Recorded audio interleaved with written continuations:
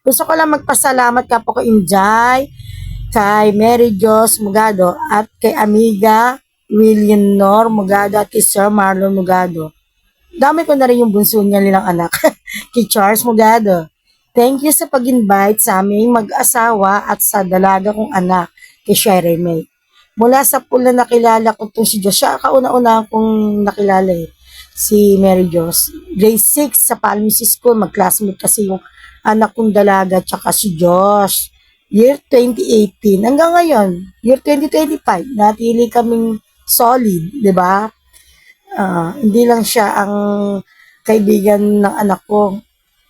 Anak na rin turing ko to sa batang to. Hindi na siya bata. Dalagang dalaga na talaga kasi 18 na eh. Ah, iling ko lang, kahit ano pa marating mo sa buhay, huwag magbabago yung paglambing mo, yung kababaang loob, kaganda ng puso, kalawakan ng isip. 'Di ba? Mahaba pasensya niyo eh. Mahaba pasensya to, hindi ko mo nakita nagalit tong batang to eh. Pakita ko na magalit yung si Cheryl.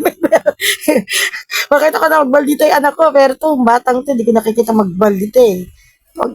Tahimik na lang to, pag may naiinis to eh, kasi abisado ko talaga ugali ni Diyos eh. Siya unang-una kong nakilala ko sa pamilya niya. Kahit punta ako sa batang to, nakita ko nag-18 na. Mag-18 na silang dalawa ni siya, malapit na rin mag-18 si siya. Siyempre, hindi ako nawala sa birthday niya. Yun ang isang kinatutuwa ng puso ko. Lagi kaming kasama, mag-asawa at ang dalaga ko. Salamat Diyos sa pag-invite mo sa amin. Di ba? Sa hirap ginawa, kasama ko itong batang to. Sa totoo lang itong batang to, sa hirap ginawa, kasama ko siya. Hanggang nakilala ko yung parents niya, at yung kapatid niya, at buong pamilya niya. Yan. Natira rin kasi sila dito sa lugar namin.